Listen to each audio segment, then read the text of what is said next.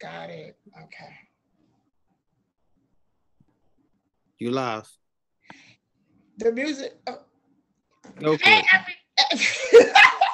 hey, everybody. Welcome to the War Magazine. We was gone last month, but we are back live on Sator Radio, the station that is more than music. My crew is here. Wilfredo, KP2 Rice, Sunshine. I thank you guys for coming out today, and we have a great show. We have a lot to talk about. Wilfredo, first of all, congratulations. You've been home for a year and you are doing amazing stuff. Let people know what's going on with you. Well, thank you for that, Pammy. Hello, everybody. It's been about 14 months. I'm definitely enjoying myself, taking it one day at a time, but definitely make sure to be impactful within the community and making sure to integrate myself into the community effortlessly. I put a lot of work in. I got it out the mud. And I'm still working. What it is now it's just evolving. And now it's kind of catering towards getting other guys ready to transition to come out. Because the culture is you have to make it easier for everybody else that is coming out. And that's kind of like the mantra that I stand. So I have some guys coming out on October 5th and guys are looking for services and be able to re-enter. And someone just reached out to me from a medium that's about to go to the board in December. So it's a process, but at the same time, I'm trying to make their process a lot easier than mine was as far as downloading the apps. COVID isn't as weaponized as it was before, where you had to make appointments to get a non-driver's license or even appointments for DMV as a whole. A lot of places are open. HRA is open. So a lot of times you can able to go in person and kind of take care of things. So that's what makes it a little bit different for guys coming out, but still not knowing how to use a cell phone or being far removed from society. You kind of have to get yourself together and get yourself acclimated. So that's what I'm working on right now. And also to definitely segue, this package ban thing is becoming something that we're alluding to or working towards. But we'll talk about it a little bit later, but I'm doing all right. Okay, but somebody just came in. Who could see the person that just came in? I don't even know who just came in. Hey, Carmen, how are you, my love? Carmen, we can't see your face. She's connected to audio right now. Oh, well, anyway, Wilfredo, thank you for that. And yes, I'm glad that you are out here because a lot of stuff has transpired in these last couple of months. One of the things that I wanted to bring to some people's attention is that the Clemency Project, a lot of people don't know about the Clemency Project. And also I wanted you to explain the Resentencing Act, because fortunately my husband is on the road to clemency, to the Project Clemency. They picking up his case, but also his lawyer has informed us that he's one of the cases that's going under the Resentencing Act. And people really don't understand that particular act. They think like everybody is just going to be resentenced and go home. And it's not that simple. If you could just give them like the short version of what it means with the Resentencing Act bill and why some people may qualify and some people don't qualify for it. Okay, so first I want to say, because I had this conversation with Pammy off camera, but hope is a double-edged sword.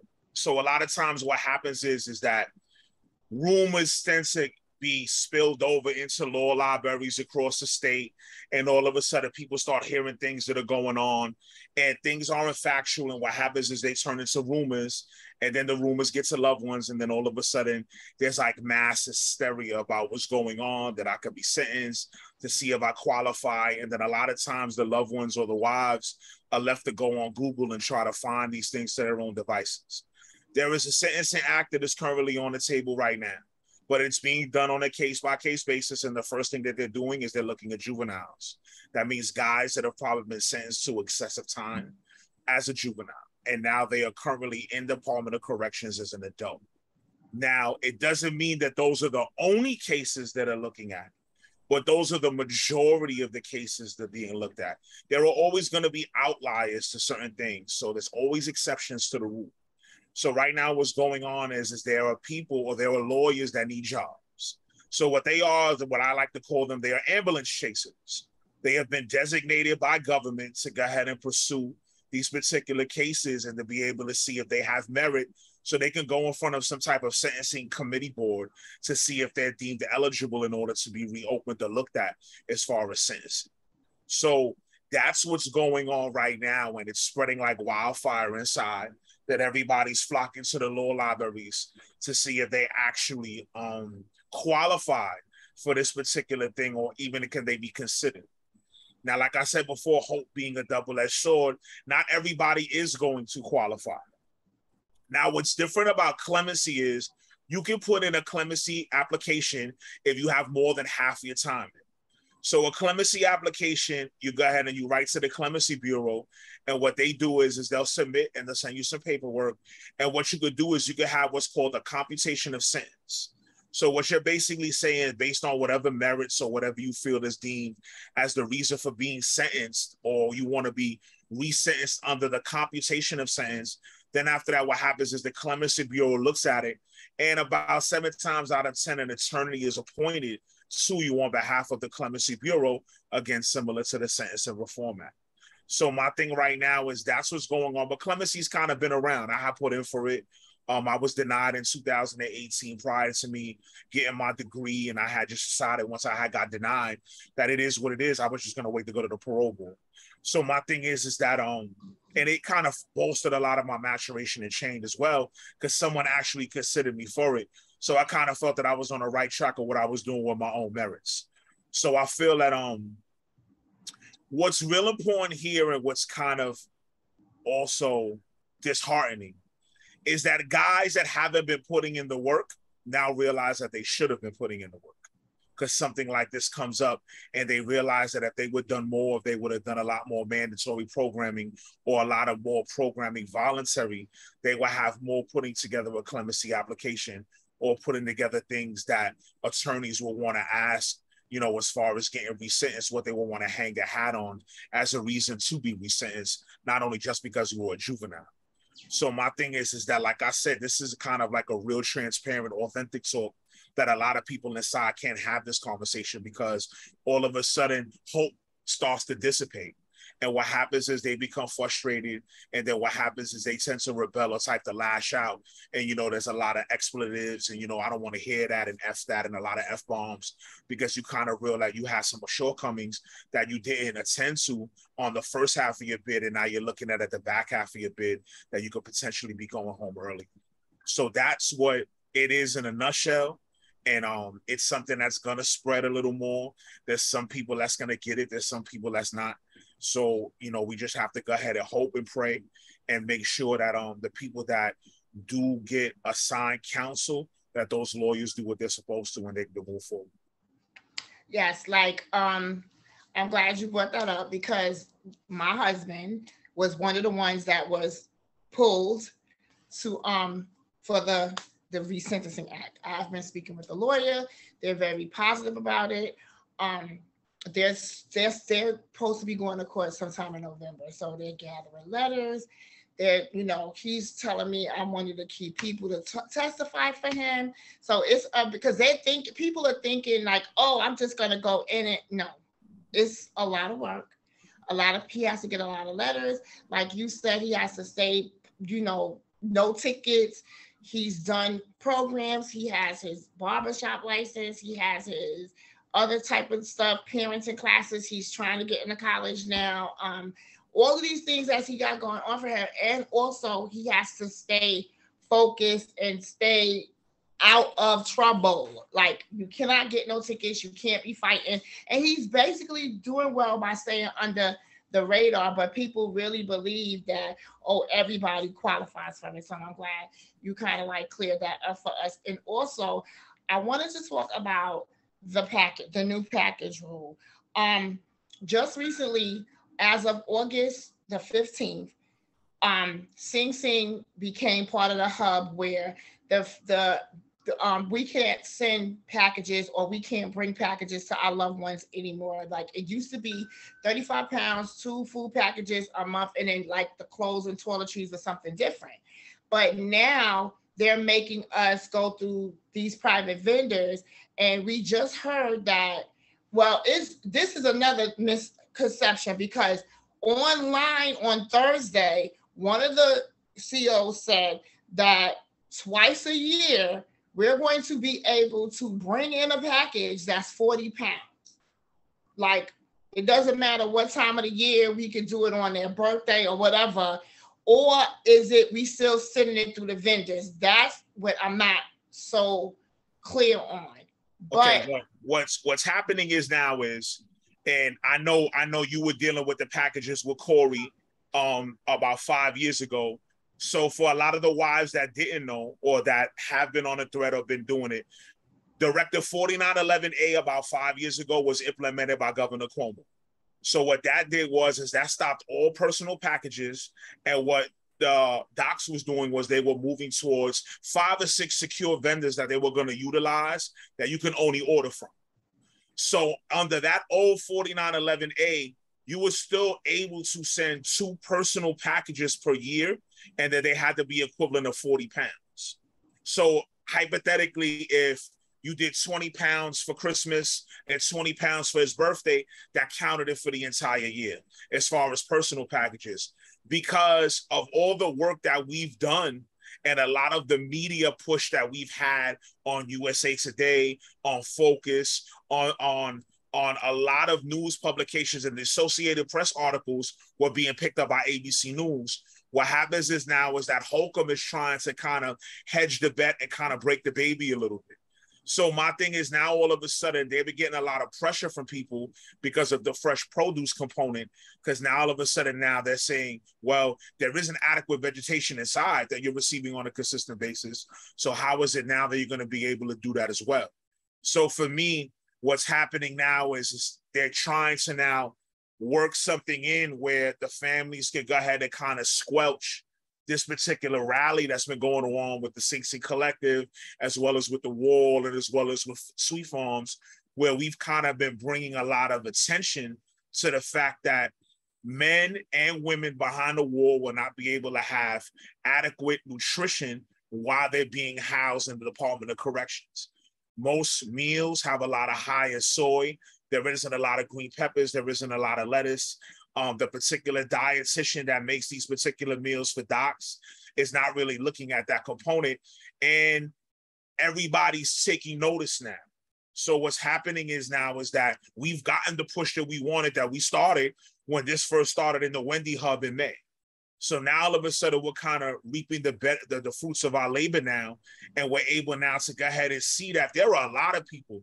The ACLU has reached out to me, another organization called 13 Forward that is trying to start slave wages inside with Coalcraft and starting to latch on, and they want to be parts of these meetings because the media has gotten into the conversation. And now government has to go ahead and answer to these particular questions that everybody is having right now. So my thing is that that's the necessity that's going on and what we've worked towards. And I want to congratulate everybody, Carmen, as well as Pammy, as well as, all the people that have really worked at it, that we've done with the, hollering at Holcomb and being able to send the email bomb to Anucci at the time when it started in the Wendy Hub, and we're finally getting the traction that we would like. So I definitely salute and bring my hat. I didn't have this in 2018 when I was inside, but I've definitely been a vocal voice when it came to this, and we're working towards it, and we get in a push. And I wanted to benefit us because this is a community. And in the sense, a lot of that vegetation and those packages, they bring a sense into community because the data is clear, is that if you have a strong support circle while you're incarcerated, it's going to be easier to integrate into society post-incarceration. If not, there's going to be a lot of anger. There's going to be a lot of bitterness. And what happens is the men can't really feel, because they've been emasculated by the system, that they could come out and be the best possible version of themselves. So my thing is that we have been doing well. The fight ain't going to stop. I'm still going to keep doing what I do. And with the hopes of, kind of garnering it and kind of eradicating it like they did in 2018. Okay. Anybody have any questions? I know that also another thing I'm going to bring up. I found it ironic that once like 3 days before the package went into the package program went into effect at Sing Sing, they supposedly had this big old bust about tuna, and they found all of this stuff in the tuna, and the pictures to me looked kind of old, like, because tuna doesn't come in packets like that. Now they do, like, and they're gonna cut it right down the middle, and the green leaf stuff gonna fall out. I mean, I just found it ironic that they found that 3 days before the package thing went inside, and it's just funny to me how they keep blaming civilians for bringing in these drugs in packages. And if it is getting it in packages, it's still back to the COs, because you guys look through the packages. So what are y'all doing that is allowing stuff to get in? Or they're trying to say we're bringing in cell phones, and I really don't believe a cell phone can fit in anybody's body cavity. Excuse me, but I don't know. But they're still saying that we're doing it. But also, stop laughing, because I'm telling the truth. All right, let's unpack a lot. That's a lot right there. And before we get off topic, let's unpack. All right. So first thing, I want to be the first to say this, and I'm going to say this, and I talked to you, Pammy, about it. I definitely going to say this. I believe that bus was fake news. Now, the reason why I'm going to say it's fake news is 3 things. And then, because there's going to be correctional officers that are going to be sneak peeking and looking at YouTube and looking at certain things. And I've been an integral voice when it comes to this in Sing Sing. So it is what it is. I believe this was fake news because the men inside have attempted to foil this through the unusual incident report, and they keep getting denied the paperwork. So what happens is when there has to be a particular thing that happens behind the wall, there has to be what's called a UI report, an unusual incident report that has to be signed by a lieutenant. It has to be signed by a captain. It has to do this. And then any contraband, including drugs, that's found behind the wall has to be turned over to the state police or has to be turned over to the Ossining police. So it's kind of ironic that when yours truly made inquiries to these particular law enforcement agencies under a pseudonym, that I was told that there was no record or any ability to go ahead and see these records under a FOIA request. So I find that ironic that all of a sudden, 3 days before, like you said, the package ban was going to be implemented, that all of a sudden now Sing Sing turned into Fox News, and all of a sudden everybody has fake news like Donald Trump. What's most importantly about this is I want everybody to be clear, because a lot of you may not know. The Prison Violence Task Force did this as far as a package ban and retaliation to HALT. HALT is an organization that brought light to solitary confinement and long-term confinement, and how it is weaponized by the officers, and how it is psychological trauma and warfare against to have someone housed in solitary confinement or long-term confinement for a period of 6 months, a year, 2 months, or 3 years, no matter what they did or whatever violent acts they did. So what happened was when the governor had to turn around now and decide, I have to go ahead and say we can no longer use solitary confinement and long-term keep lock. We can no longer weaponize it and use it as a method of control. So right now in the Department of Corrections, for the 30,000 plus people that are housed in the Department of Corrections, long-term keep lock and solitary confinement cannot be weaponized for years. You can only do 30 days. They have to let you out. They have to let you program. They're no more allowed to feed you in your cell. Everybody has to be able to go to the mess hall. So the officers in the Prison Violence Task Force, and along with the union, feel that they have lost control because they can no longer utilize the box as a method to be weaponized or to create any punitive punishment. So what happens is from there is it turns out now that in retaliation, the Prison Violence Task Force said there's a whole bunch of contraband that's being found. So let's unpack the contraband. I think, ladies, everybody knows COVID happened about March 2020 when they stopped all the visits, right? Yes. And Directive 4911A was already implemented by the time they did the COVID pandemic. So the packages were already coming from the 5 or 6 vendors as they were coming. So all of a sudden now, the Narcan use under the data that was released by docs from 2019 to 2020, which was fairly new, all of a sudden now the Narcan use went up.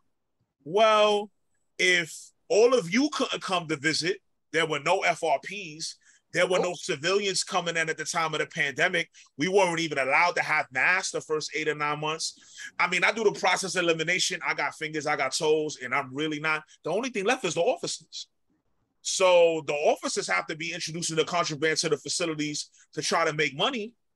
But nobody has any data on any officers around that time that were caught bringing in contraband.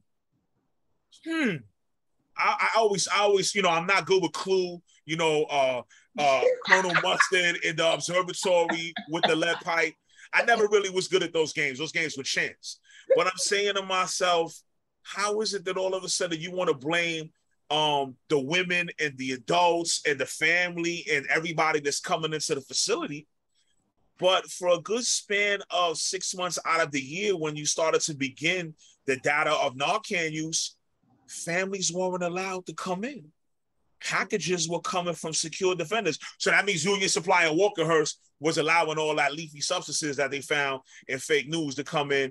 And all of a sudden there was this big old bust and everything else went up that way. So for me, I feel like there is always going to be people that are going to mudsling against what we stand for. And then it's our job to make sure to go ahead and combat that particular propaganda and be able to talk about it, because there's really no hard proof data, like Warprin said, outside of Sing Sing on last Sunday. There's no hard data to say now in Wendy that the amount of violence has gone down and the amount of contraband introduced because they have no more packages and no more cans. So if there's no data, then who are we supposed to take the word of? The word of corrections? Hey, listen, I did 20 years in the Department of Corrections. I wouldn't trust anything I could do. I could throw with a paperweight. So my thing is that what are we really talking about? And I feel bad that now a lot of my brothers and a lot of my comrades and a lot of the sisters that are behind the wall can't even have a piece of candy that makes them think of home, or can't even have a particular type of meal that they could go ahead and make to kind of like offset the amount of soy that they're having in the mess hall, or just the amount of nonsense that they serve overall in the mess hall that's really trash. And that's kind of sad. Yes, that is very sad. But also somebody just sent me they wanted me to ask you a question. Hold on. They said, okay, that their husband has been in IPC since June 1st in Sing Sing.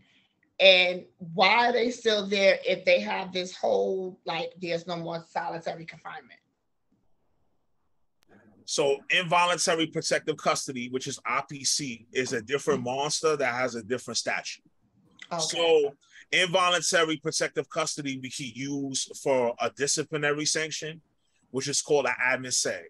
So what they used to do is they used to be able to go under this old clause that was used for a lot of high-ranking gang members or a lot of notorious people that were a threat to the order of the population.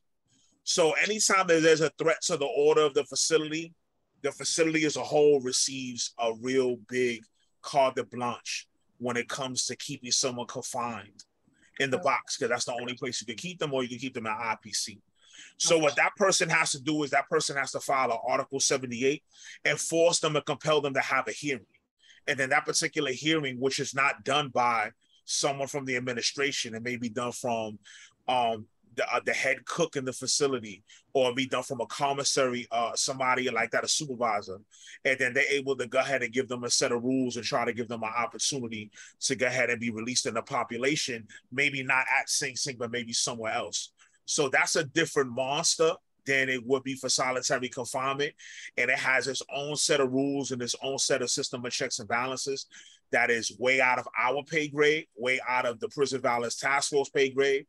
And also, to be honest, I don't know what that particular said individual did or had done to him. So my thing about it is that is a security issue that's really by the depth of security or higher. And that's something that he needs to go ahead and receive some type of legal representation, and then be able to go ahead and put that Article 78 in and be able to have that hearing. Okay, hold on. She's texting me. She said her husband was the one that got stabbed. He was attacked. He was stabbed. And do you know Nova? I don't know. And I'm not here for that, first and foremost. Okay. So my thing is that, like I said, if there's an act of violence that was committed against him, that's another set of checks and balances that comes from that. And for me, that's something that goes away from the conversation of solitary confinement. And that's something that he has to deal with. That's an administrative sanction, and it's not a disciplinary sanction. So that's something that's way above everybody's pay grade and has to be cleared by the superintendent in Albany. So that's something that's way ahead of us. Okay. Okay. Thank you for clearing that up. Carmen, you quiet. KB2 Rights, you quiet. Miss Tanisha, you're quiet. Let's talk. How do you feel? Okay, also about this, okay.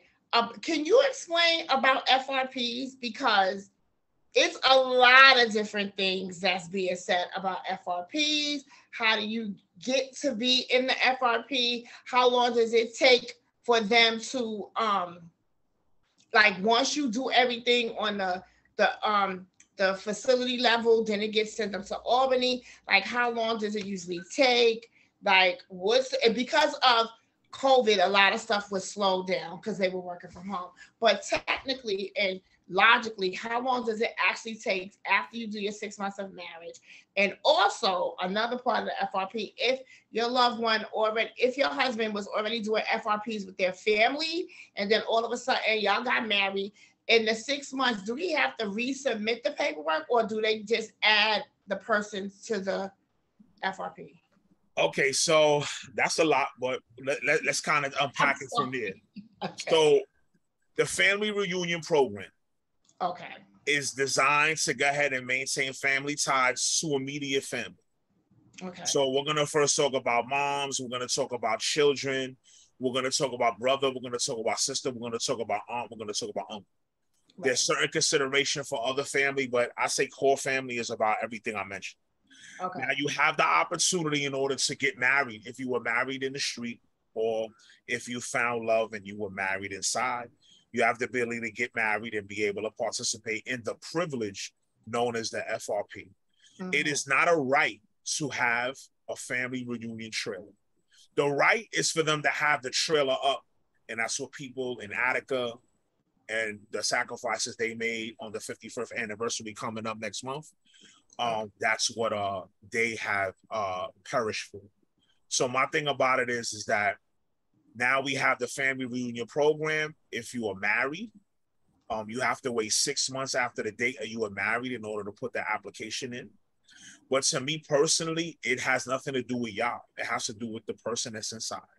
Right. It has to do with his disciplinary record and how atrocious it is or how good it is, his ability to program, his whether he has participated in any type of drug use, any type of anger or violence that's been committed behind the wall. Then what happens is there are impediments that are replaced by Albany, and then Albany has you take anti-regression training or substance abuse programs to go ahead and address these issues. Now, my thing about it is that if there's those issues, it could take anywhere. For me, myself, it took me 2 years. From the date I got married in 2016, I think it was 1 month over 2 years, and I was originally denied because I didn't have ASAC. And then I had to go ahead and take ASAC, and then I was able to participate in the program. So my thing is, an ASAC is a substance abuse program that they have inside that's mandated by the government or by the docs. So my thing is that it's a big process. It's a long, arduous process other than just getting married. It's a costly one, because the wives have to pay for the licenses and they have to pay for, the person to do the ceremony. And, so it's definitely not for the faint of heart. I will say that. And on top of it, when you are participating in it, you have to maintain your disciplinary, you have to maintain programming. So you have to go ahead and kind of like change how you've been moving. Like you said, stay under the radar. And as far as your answer for the family, it's easier to get one with your mom or your children or your father or your aunts or uncles than it is with the person you've married, especially if you've married them behind the wall. So my thing is that once you've been doing it with your family, and then you have to resubmit the application. It has to go through Albany and do the whole process all over again. Even if you would have a child, the child and everything has to go through the same exact process all over again, which is ironic to me because I don't understand why it's your child and you had it on the trailer, but that's another story. So my thing about it is that it's a process, and it's a process that becomes frustrating. It can put a strain on the dynamic of a relationship, but once you get there, it can also help with the trifecta of intimacy. And I don't only mean a conjugal visit, I mean the effect of being able to shower together, being able to go ahead and have dinner together, being able to watch a movie together, barbecue together, being able to throw water at each other, have a water fight, and be able to do and decide who throws out the garbage. So my thing is that it encompasses a whole bunch of other things that's very vital to maintaining the relationship or the marriage or even the ties to the family support circle. So I feel like it's something that is not gonna be for the faint of heart, but it's something that definitely is an important component if you have a long stretch. So that's what I'll say about the family. And I laugh because I just started doing my trailers. I just came off of my next trailer, and I'm laughing because when you said about water fights, we had water fights. Me and my husband had water fights. But also it made me, when I first went, I went for my birthday, and it saddened me a lot because you see how institutionalized somebody is. And it's really sad that they're institutionalized like that, because I just like little simple things we take for granted, and they don't take it for granted. I was like, oh my God, like just simply going into the refrigerator, or for them just to take a bath. He didn't take a bath in like 10 years. So he was like, oh my God, please bring me bubble bath and a bath bomb. And I'm like, what? But the little things that they are so institutionalized, or how you guys do shower and what y'all do when y'all do shower, it just saddened me because I'm like, damn. Like when he does come home, I believe that with the FRP is one way to try to get them back into, like you said, the family aspect and all that other stuff. But to get back into the real world, I believe they do need some type of counseling, because they are institutionalized. In this world, for my husband, he went in at the age of 19. He's now in his 40s. He never saw a smartphone. He doesn't know what certain things are. And I just saw that when we were talking, and like in the setting that we were in. Now, we just did our last week, and we were on our trailer. He's beginning to get a little bit more comfortable with letting down his guard. Like, okay, nobody's gonna bust in here and do nothing to me. So he's more, oh, let me cook. Let me do this. Let me, we had a water fight and whatever else. It just saddens me because we don't understand really what you guys go through behind there until you come behind there. And then a lot of people are nervous with it. To me, it's a real nice retreat where I'm away from the world and just with my husband, because there is no cell phone, there's no outside anything. It's just me and him in a cabin with regular TV, and maybe cabin, man. It's a modulator. You act like you out on the booties and all that, and you got beds and you got an outhouse or something like that. No, it's like Carmen, she made it sound like she was in like Idaho or Nebraska. No, it's a cabin. It's like cabin. I tell them all because I'm the first woman of the wall that went on the freaking trailer, and they were like, I said, it's not the Hilton, but it's nice, it's comfortable. I'm with my husband. I'm laid up with him for 72 hours. Like, you sound like you in the Grand Canyon or something like that. Like, yo, come on, like you out right now. I don't even call it FRP. Carmen, what do I call it? You gotta put your mic on. What do I call it? You gotta unmute Carmen. Unmute Carmen. You have it. You say your mini vacation. Yes, my vacation. I'll be like, I'm on vacation. I'm off the grid. That's actually Off the grid. I'm I mean, off I'm the off grid. the grid. Leave me alone. I'm like happy off the grid. And when I come back, I'm very sad. But I'm off the grid. And I'm on my cell phone says, this is the OBG. I am off the grid. You will not catch me back until like so, Sunday after 2:30 p.m. It's nice, man. It you know, I had a lot of stuff with me when I first went on and we even coming out. Like, you know, inside we take a pair of steak boxes and we open a hole at the bottom because we don't shower. You know, when we shower amongst each other, we don't shower naked. So a lot of times, and we have to wear our shower slippers. So for me, it's like my first trailer, I wore shower shoes and drawers in the shower. My husband did too. I had to kind of like. No, don't tell me that. No, that's I'm fact. about to. Told you that. It's the truth. Listen, I haven't started mine. I haven't started mine yet. I'm about to start mine. What happens is I literally wore my drawers in the shower, and then I started washing my drawers because those will be mine for the next one to hang up. Yes. So a lot of times for me, when I was doing it, my wife was like, yo, why you doing that? Like, you just put that in the wash. I don't know what you're talking about. This is done. I ain't got to do it later on. Like, my thing is that you don't ever know what's going to happen if you're going to have the ability to have a pair of clean skivvies later on. So you take care of it now with some soap. And when you get done, you wring that out and then you hang that up. But then I had to remember now I was treading water out in the trailer when I was walking with my slippers. So I had to kind of like remember now to take my slippers off and be able to do that. Like, I even go back for you as far as old school and Auburn. We don't have the ability to have ice. So when we had canned soda, to make a canned soda cold, we put it in the toilet and we flush 4 or 5 times so we could go ahead and have cold soda. Oh my God. Aluminum will make the soda cold. So what I'm saying to you is that I am an old school prisoner. I'm a long-term guy.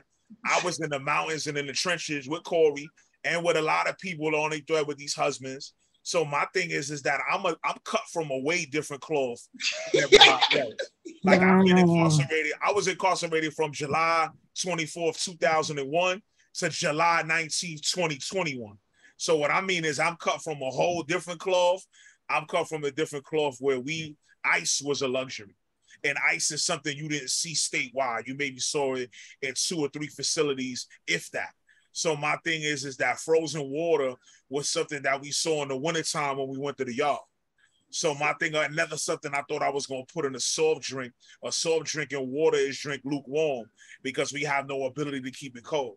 So my thing is I want to be clear that, you know, where I admire the women and the wives and the strength of being able to maintain those bonds.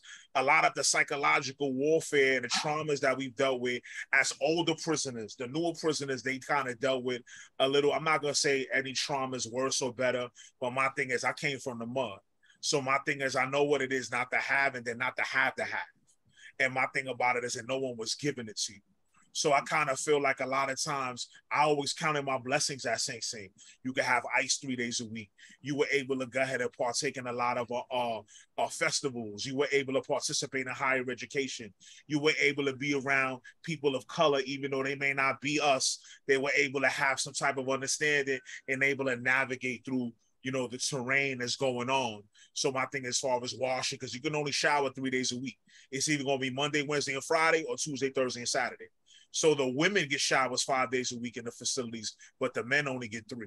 So my thing is that just to be clear, is that this is what we deal with, and going on a trailer kind of gives us a detoxification of what's going on, and kind of a pause or reset. It gives us the motivation to move forward. Yeah, he's not even, and I'm glad he mentioned that because I didn't want to mention it and blow my husband's spot up, but it's the truth. We all go through that. Yeah, but we don't have the courage. Sometimes it takes a lot of courage and conviction to speak your truth. And Pammy, you know me, I got no hair on my tongue when it comes to my truth. Because it's the platform I've been standing on since I came out July. So my thing is I speak it, I eat it, I breathe it, I sleep it. It's what it is. And sometimes voices like me need to be a lot more, because those particular conversations, instead of having them just in a setting of people that are formerly incarcerated, it gives some context to a lot of the wives and a lot of the civilians that don't know what's going on. So understand that my first 2 weeks home, I didn't pick up the phone that was in the room, because I was taught for 20 years not to pick up a phone. So a landline rang at my mom's when they had the party, and I didn't pick it up. And they were like, pick the phone up. I said, what phone? That? I said, nah, I'm good. I can pick up a cell phone, but that phone right there, nah, I'm good, because I was just indoctrinated from so young, not at 25, and I came out at 45, not to pick up the phone. So my thing is, it took me a while before I even picked up a landline. Even when I worked in the office setting, I would let the phone ring and let someone else do it, because I just felt like that's not me to pick up phones. Not gonna pick up the phone. And see, that's crazy, and that's simple stuff. So when I saw my husband with the whole bathroom thing, and he's not lying, because he did that, and I was like, what that did I caught myself, and I was so sad and like, damn, my husband is really institutionalized. Like, this is crazy, because just like Wilfredo, my husband went in 98. He was 19.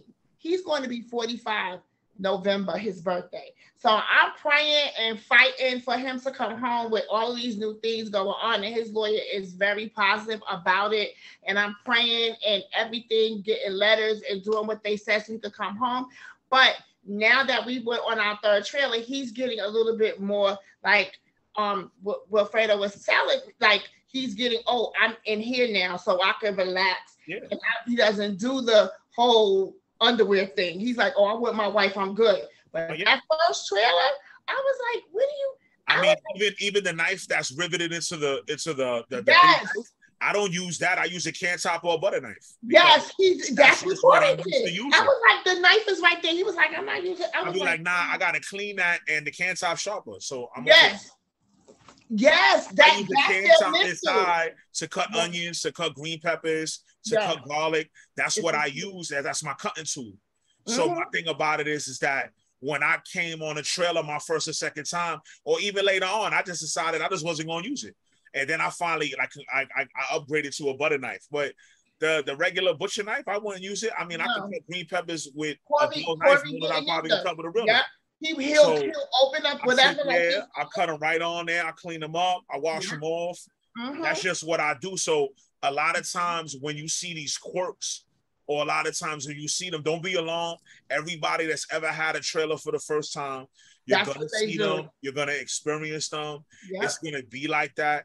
And it's always going to be like that, because we have been emasculated and we have been indoctrinated with a different type of structuralism inside behind the wall, where we're used to a routine, we're used to things the way they are, and we're used to doing things the normal average person wouldn't be accustomed to doing. So that's just part of the course, being on a trailer for the first time. Right.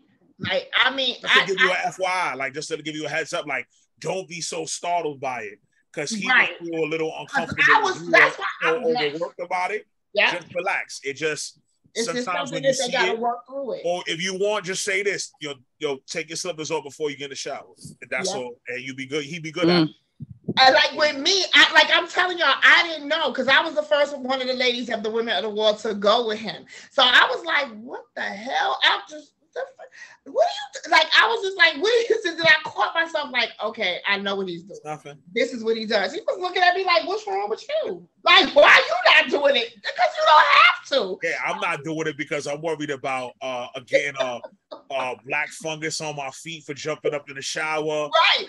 And like I have other health concerns of the reasoning why I do it. So we're not so used to cleaning the own bathtub and then being able to say, all right, I cleaned it, I could use it, because we just used to not being able to always have like that ability. 5 minutes, they got this, or like real quick, or and it's like, I mean, now this was our third one. He was ready. Like, he was, even with going to sleep, I said, why do you got on all these clothes? What do you think? He was like, what? Looking at me like, and I was like, okay, Corey, ain't nobody coming in here. It's just me and you. Like, it's me and you. That's it. And then but now, like I said, now he good. But before, I just had to keep catching myself, because I didn't want to make him feel bad or make him feel away, because it was just, like, what the heck is going on here? But I was telling Carmen and I was telling Tanisha, my other girls, like, look, it's fun and it's beautiful once they get past the quirks because they really don't understand. But then another thing he did that kind of spooked me was I would wake up, he would be watching me sleep. And I'd be like, what? Yeah, I'm not ready for that. I said, why you watch me? Just look at me and he'll get on teary eye like, I gotta get out of jail. Like, this is closest to freedom that I've been in for years, and I need to be able to be home with my wife. So he watches me sleep. Like, he will literally, he'll be in the bed with me, we'll both fall asleep, but some point at the night, I'll like roll over or touch or something, and he's up smoking a cigarette, watching me sleep. But then too, you know, I'm a diabetic, so my sugar sometimes bottoms out. So that freaks him out too, because he finally saw me give myself a needle, and that really freaked him out. But I mean, it's just like, it's just interesting on all of the things that a trailer brings about. Like, you get to see a little glimpse of what you guys go through, and it saddens me, and I just take my hats off to y'all because I don't know how I would be able to survive in a mental thing to keep you guys mentally sane. I don't know, because I'll be like, what the?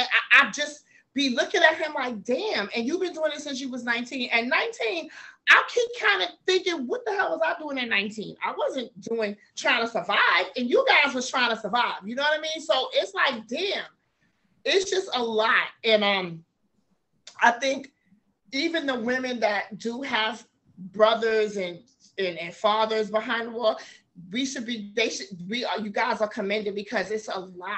It's so much to go through. And then sometimes they do lash out and they do get upset, and then they bring it back and they apologize. But we got to understand what they're actually going through, because we really don't know. We could just go by on what they say. I just with me, I feel like I thank all the women on here, because I feel like if I had a lot more comrades that had a lot more support than I seen at Sing Sing my 10 years there than I did my first 10 years, you know, up north, I feel that a lot of people would have been a lot saner and at home a lot sooner. So I feel sometimes it's like when that family support dissipates and then it gets cold and it gets lonely in the cell and you're left to your own devices, that becomes the devil's playground. So a lot of times you lose that humanity, or you lose that ability to kind of connect. And then when you have that disconnect, it's very hard later on in the bid to get it. So that's like even with KP or with Tanisha, and you speak about your dad, or Tanisha, you speak about your husband, and then you Carmen as well, you know, you say you're about to go on your FRP. So it's like when I hear this, I get a lot of hope for my brothers, because a lot of times it be lonely at night. And it don't be lonely the regular nights. I'm talking about the day after Thanksgiving, Black Friday. I'm talking about Christmas Day. I'm talking about New Year's Day. I'm talking about them days where, you know, prisoners are like on a holiday schedule, and you don't have a lot to do or program.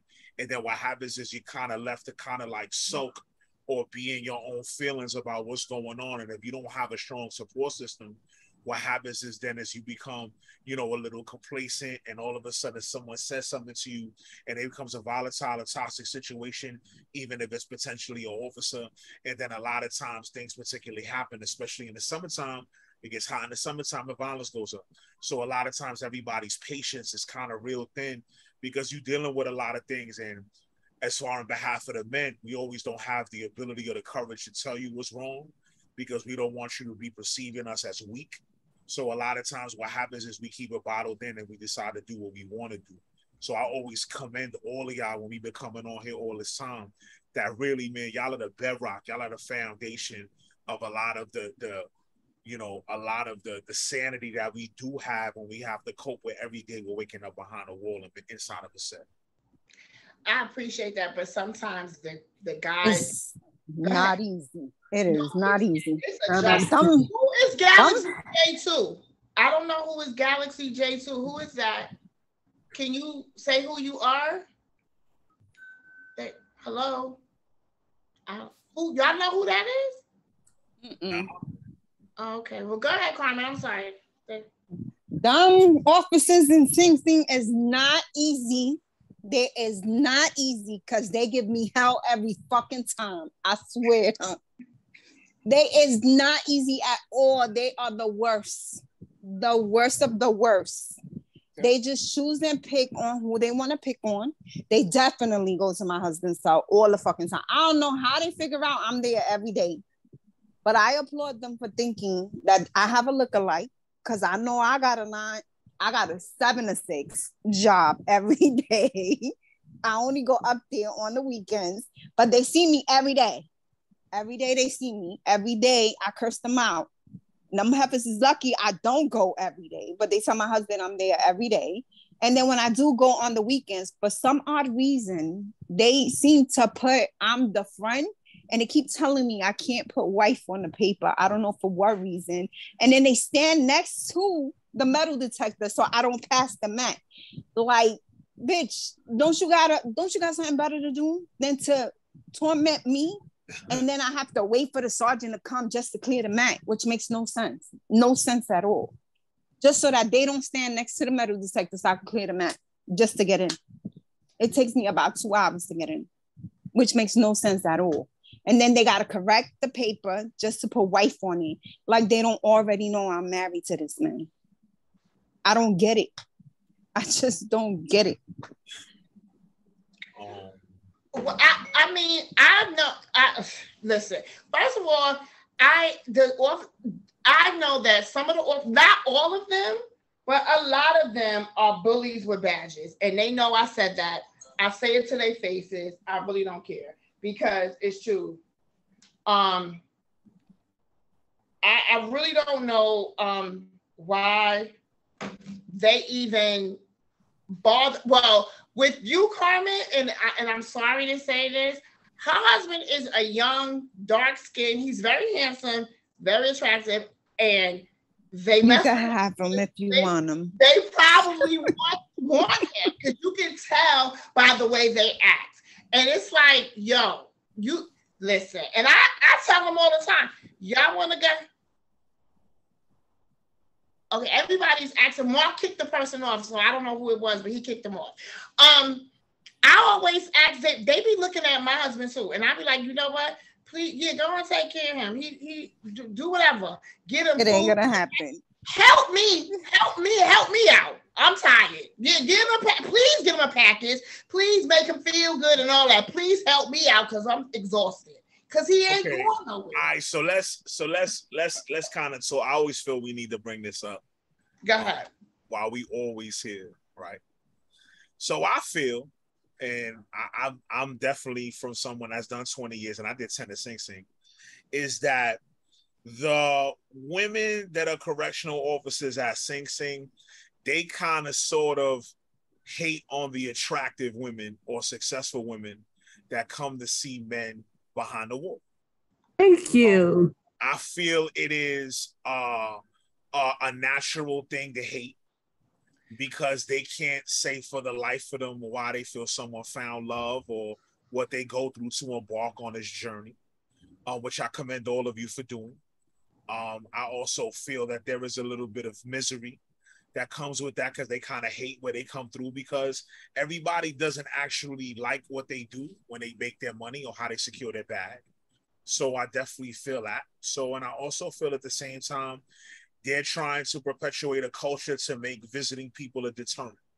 And what they do is they want to deter attractive Black and brown from being able to come and being able to have family and have a healthy marriage that they can't seem to have while they're outside, but you can have while you're inside participating in the family reunion program.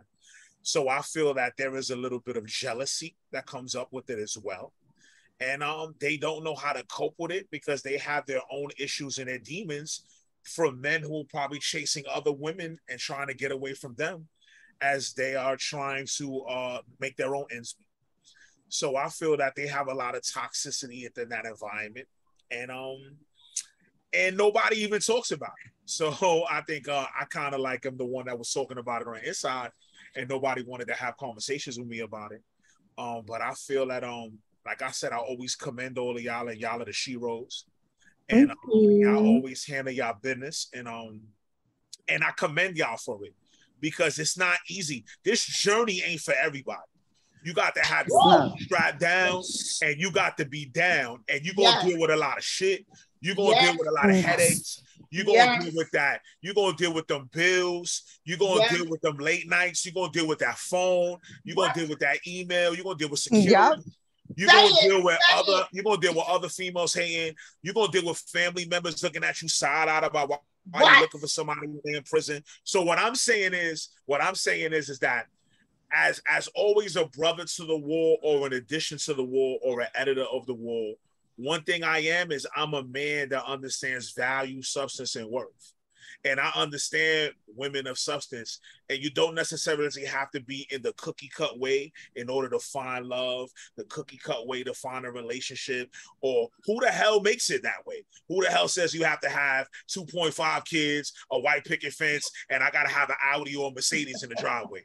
Last time I checked, I got 14 months out. I got a car. I'm doing $50,000 a year. I'm still in my SRO when I do what I do. But my thing about it is that I get mine out the mud, because I never want no one to feel that they gave me anything that I didn't take.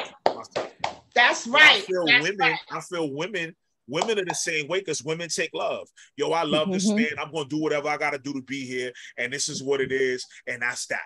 So my thing is, when a woman's mind made up, you can't really do nothing about it. The only thing you can do is flush it down the toilet by being an asshole. And there are some assholes. Don't get it twisted. I'm not going to say everybody's perfect, or everybody can't be toxic, or they can't be a lot of the storm. There's people that weather storms, and there are also people that are the storm. And a lot of times you have to be able to differentiate between the two, because sometimes you be able to come through and you are the storm, and you know what? You're so self-centered, you don't even realize it's you. So a lot of times you become that impediment, but there has to be some type of balance while you're doing certain things. So while I love the fact to allow Carmen to purge and be able to talk about it the same thing, I also like to recalibrate and be able to show that y'all are really the glue that holds a lot of emotional people together behind the wall, and that you need to be commended. And in their own special way, you may not admit it, they hold you together emotionally by the little things that they do, little things that they do to show that they love you. They do. Because they do, whether it be the dads, whether it be the husbands, whether it be the asshole one day, and all of a sudden that's my man that day, or I love his dirty drawers that other day. I get them ups and downs. Because Pam, she tells this story about how she met Corey, but I really know the real story. But I ain't gonna go there because I could just tell it. But yeah, that's right. The beans. You know what I'm saying? So I feel like you right. You so right. No, because wasn't I mad at Corey yesterday, and I punched him in his nose 3 times. I said, "Whoa." Lord. Lord, perpetuating violence on Facebook. Oh Lord. Right. Oh Lord. Somebody get her. Somebody strengthen her. No, I love Corey to death, but he does get on my nerves. But let me ask you, Fredo, why do the CO officers alter their uniforms? Because I'm quite sure their stuff don't be. I mean, you can see the breast, their neck. What's up? I'm gonna say this. That's what I'm gonna say, right? and I may be the minority here because I came from inside. But my thing is, man, is that sometimes I feel, and I think it's in a woman's nature, that I feel sometimes it's in a woman's nature to want someone to validate her beauty or how she accentuates her shape. It's nothing wrong with it. It's nothing wrong with it. That's what I'm gonna say. That's what I'm gonna say. And I say it like this: it may not be the place in a work setting, but my thing about it, and I agree with that part. But I say from a man's perspective in prison, and I remember I wasn't around women of color for so long, that I feel sometimes it's a breath of fresh air when it's done in taste. But my thing about it is that it's not really done for the particular individuals that have women. I just feel sometimes that they may not think they're as attractive as they're trying to emit. And then what happens is they garner or they like the attention when they're behind the wall. Because there's a lot of thirst hounds in them cages. You know what I'm saying? There's a lot of them that's going to look. There's a lot of them that's going to catcall. There's a lot of them that have just not been around women for a long time because they don't get visits. So my thing is it's just a byproduct of being away from women for so long. So I feel sometimes the women perpetuate it. So why the visitors have a dress code and why they give us basically a trash bag to put on?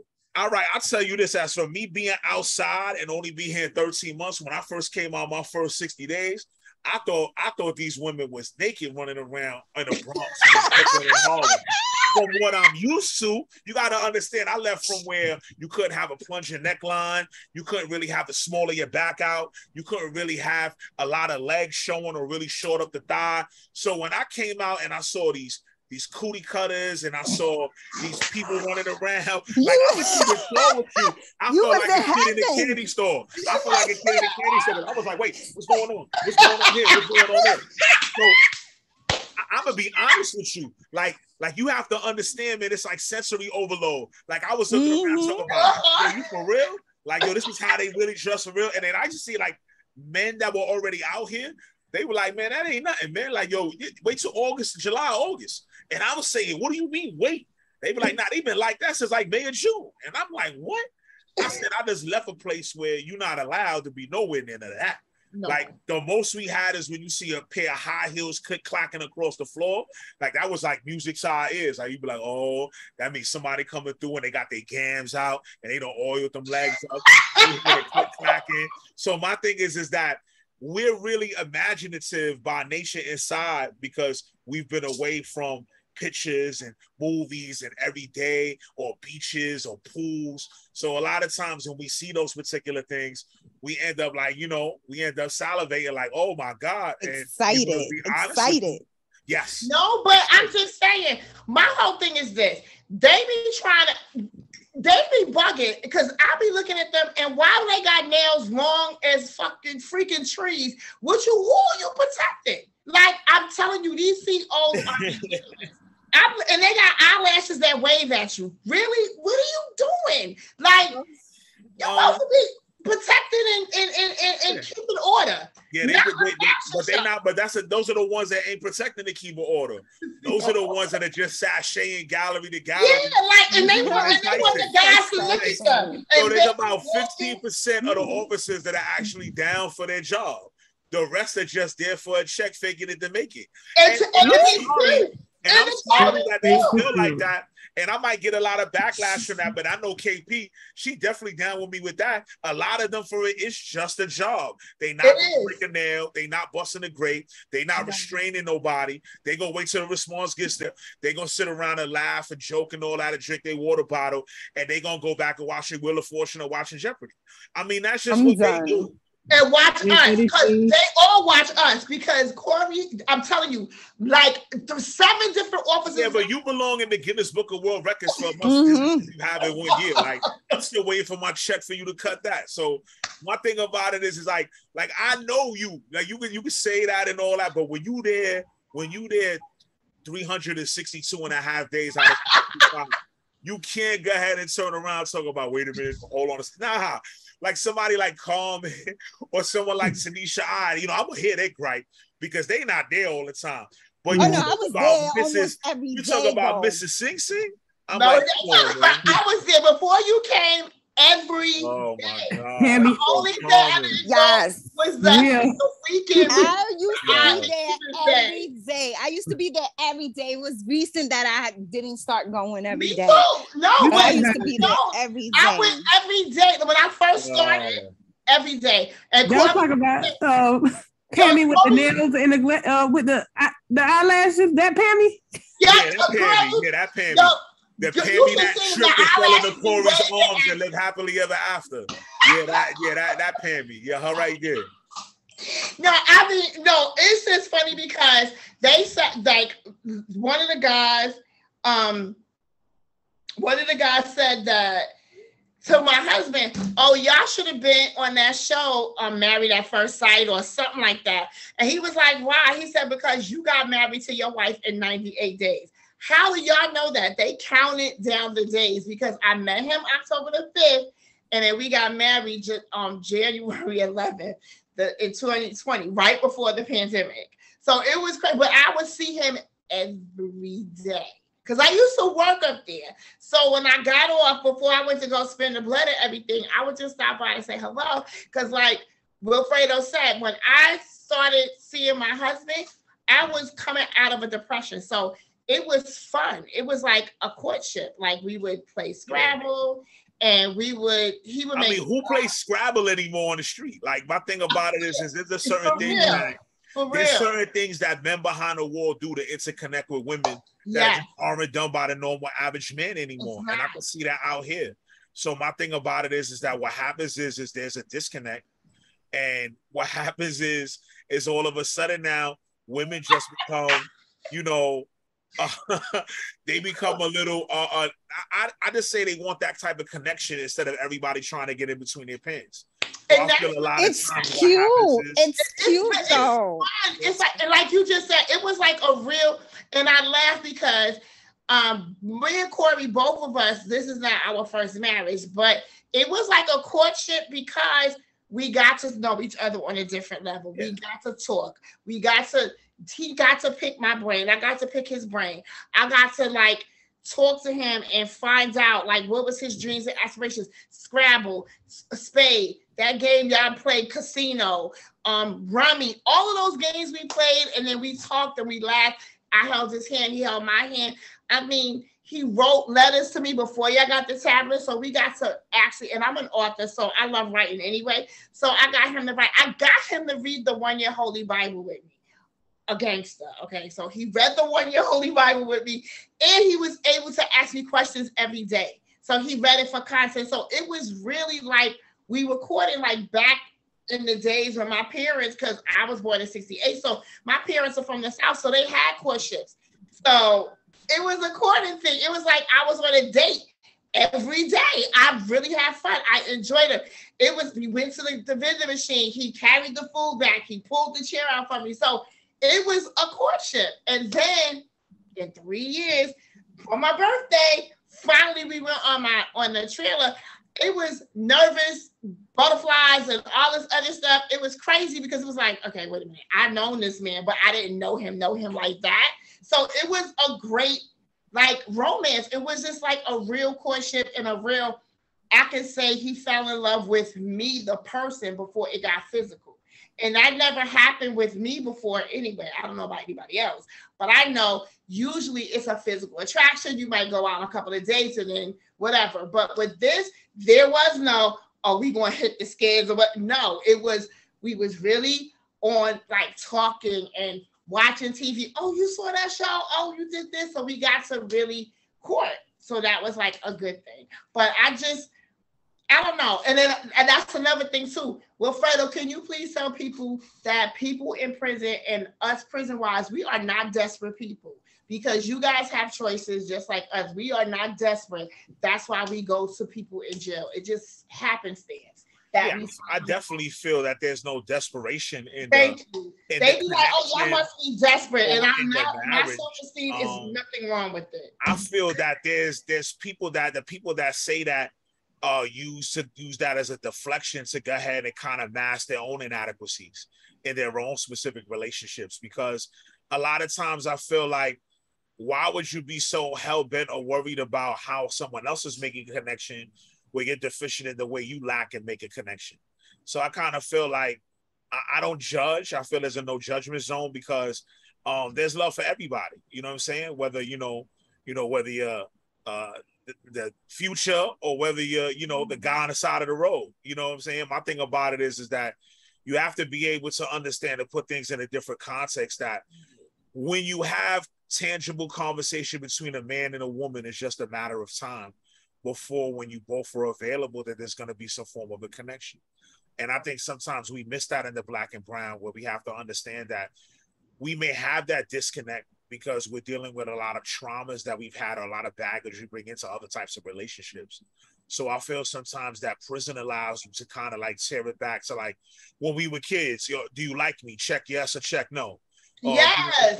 All of a sudden you buying some gum and you asking you want to get some gum, or can I wear your chain and have your little $10 rope chain wearing it in junior high school or things like that.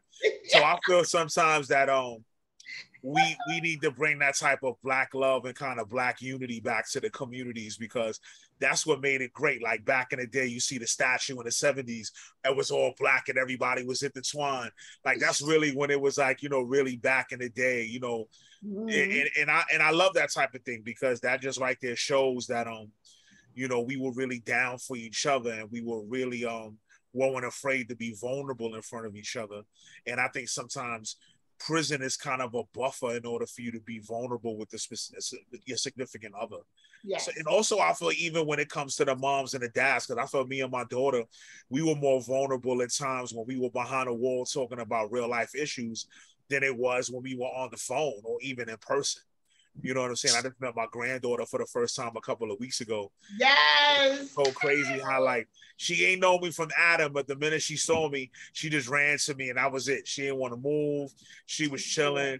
That's what she wanted to do. A lot of times, blood knows blood. You know what I'm saying? A lot of times people gravitate to people.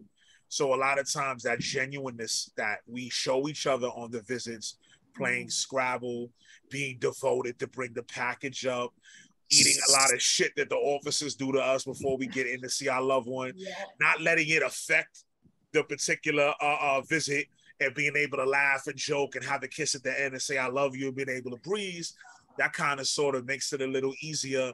It kind of makes it sustainable to come back and do it all over again. So I definitely understand, and I commend all of y'all for all of the support y'all give everybody behind a wall, because that's real important, and that's really true, the true essence of community and the true essence of unconditional love. See, I love that you say that. And and KB2 Rice, how's your dad doing? Like, what's going on with your dad? Is there any like new laws that he might be able to come home? I mean, what kind of packages or anything that you guys are doing? Because he's in Florida. So like, what's going on with him? So I was over here laughing about, not really laughing, but I want to cry. But about what Wilfredo was saying about the conspiracy theory when it comes to the whole visitation thing. So as you know, of course, we've been in pandemic for over 2.5 years. So most recently, my dad was caught with a hot, quote unquote, electronic. And as a result, he can no longer get visitation at all. And it's like, you would swear that one of us took a hot tablet in there to him. Like, it's no way possible that, yes, the two are the same thing, but he got 30 days in the hole. And he ended up getting out. So I guess that law is in effect about the 30-day thing, but he also talked about the experience of having rats in the cell area or the whole area, and how traumatizing that was for him. So he reminded me of my fear of rats. He'll tell you, I quit a whole job because they had a rat, and threatened to call the health department. So he reminded me of that. And then honestly, I haven't heard from him in about a month and a half since that happened. Of course, he went out for me about going for my dreams and traveling to DC and spending more money to follow my dreams. But yeah, that was our last time we talked. So I honestly don't know where he is mentally and or physically. Okay. Well, we hope we get, oh God, that's, I don't do mice and rats either, girl. I will kill myself running from one. Me either. But it really should be something in place like that. That's traumatizing to anybody, whether you're incarcerated or not. So, I mean, it should be some type of law saying that the prisons have to be in a certain conditions. Like, we're not asking for the Marriott, we're not asking for a Hilton, but we just ask for better conditions for the. Yeah. Like, oh my God, I understand. Like, that's terrible. Like, I know Sing Sing, well, just recently with my husband, I don't know how, that is hundreds of years old from Sing Sing, but a pipe burst and it ruins everything in his cell. So he has to put in a claim and all this stuff. And it happened right before the day of the trailer. So he had to be like, okay, I'm going to take care of this when I come back from the trailer. I said, but when you come back from the trip, don't act a fool because I need my other vacation. Don't play. But yeah, the pipe burst. And then he said somebody told him a mice ran in his cell. He did not go in the cell. He was like, I'm not going in there. Y'all better go find that mice. Because he's scared of them too. Like, I mean, I don't even understand how I thought they would, because they are like state property or whatever, they would take care of them so they won't have to because if they get bit by something, they got to take them to the doctor. They could get rabies or something. Like, what the heck? Like, Wilfredo, help me. How can we fix these things? Like I said, I'm from a different era. So my thing is that I had to tie my commissary bag when I came from commissary on top of the bars to make sure that the rats wouldn't eat my commissary when I was sleeping that night. I've been in a spot at Auburn. I've been in a spot at Auburn where they had an infestation of roaches, and I had to put tissue on my ear to make sure that the roaches. Hell no! Oh my god! I mean, and that's exactly what they said. I'm trying to ask my husband. And well, I mean, it ain't like that now in Sing Sing. Sing Sing is a very clean spot. Well, what I'm gonna say is this, right, ladies? And I'm gonna say this. Corey was with me in Auburn way back in the day when I first came through. So ladies, what I'm going to say is, and I had 20 years in the Department of Corrections. Corey's got a little more because he had a 98 number. But what I'm saying is that the things I have endured or conquered, for the average inmate that's probably had maybe 5 to 10 years, or excuse me, can't say inmate no more. For the average prisoner that has about 5 to 10 years in, it would be a shell-shocking experience. So all I'm gonna say is things have changed. There may be outliers. I don't know about in KP's in another state. I'm speaking just for New York State. What I'm saying is for the majority, Docs has cleaned up their act. There are certain outliers that may come out. Have you seen your first raccoon yet out there, Pammy, on the trail? Yes, and I ran, almost killed myself. All right. So you see your first raccoon.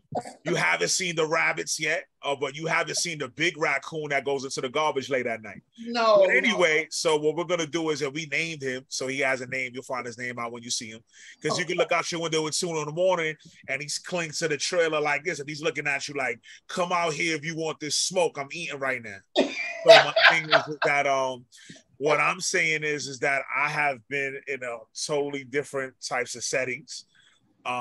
Things have gotten a lot better, so I wouldn't worry or be too concerned in New York State. As far as KP, I trust. I've had fights with rats. I've had fights with bats in Greenhaven. Oh my God! So I've had fights with frogs. I've had to worry about recluse spiders in Greenhaven being in my boots. So my thing about it is I've already endured a lot of things through my 20-year prison stint that the average person probably could have thought about or tried to endure. So what I'm saying is I'm glad everything has gone a lot better in New York State. I hope it trickles back over. I love to do an op-ed as far as the state you're talking about, as far as that particular instance, and maybe stream it on Facebook, be able to do it. But what I'm saying is that just remember this, ladies, for everybody housing Sing Sing, you are by the water. There are a lot of water rats. There are a lot of snakes. There's a lot of things that you may not see that we know we see or we saw. But I seen a rat on the visiting floor. Yeah. So my thing about it is I ain't never seen no rat on the visiting. You know how many rats I've seen in the mess hall trying to cook for Ramadan or trying to be able to go in there and chop up onions or peppers or being able to grab. So my thing is that like. What I'm saying is man, look, man, what I'm just saying is that we make miracles on Thanksgiving and we turn lemons into lemonade. That's right. You know what I'm saying? So my thing is that we learn, we conquer, we endure. This is what we do as far as a people. We've done it. History has shown us time and time again. No matter how hard somebody has a foot on our neck, we're gonna always come out on top. So what I do is I use that resilience, and I use a lot of that resolve. I use it out here. I kind of encourage it, kind of become a piece of inspiration for my brothers behind the wall. So, you know, it is what it is, but not to be worried too many about the other animals. I'm more concerned with the two-legged rats that have uniforms on. Yes. The correctional officers. So I'm a little more concerned with them than the little rodents that may bite you, and you could be medically cleared in a matter of days. So, you know what I'm saying? So, I mean, I understand the struggle if you have a phobia. If you have a phobia, you can't really discard that, because that means you have a terrifying psychological fear of an entity. Yeah. The normal average day of everything going through, man, I'm more worried about the officers than a little mouse running around in my cell. I might make him my pet. So my thing about it is that you know, I'm really more concerned with the overall conditions of packages, the overall conditions of allowing them on the kiosks in a timely fashion, for weaponizing COVID or attempting to weaponize monkeypox as the outbreak comes up in New York State. So my thing about it is I'm more worried about them trying to regress and go back and saying, oh, you can't do this, or oh, you can't do that. Whereas the rest of the stuff to me is just, you know, it's beans and marshmallows. Listen, man, it is what it is. It's going to happen.